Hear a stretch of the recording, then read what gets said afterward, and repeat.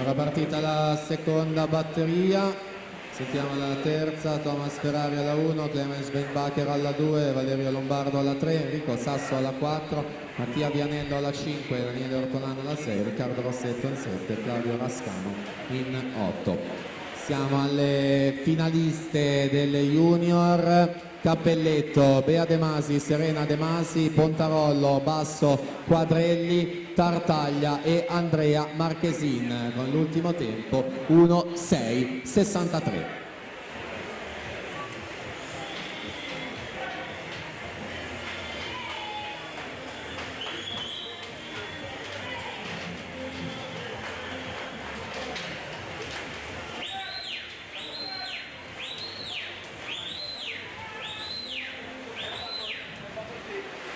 56:94 è Vidlovsin a vincere la prima delle teste di serie, quindi alla partenza la penultima.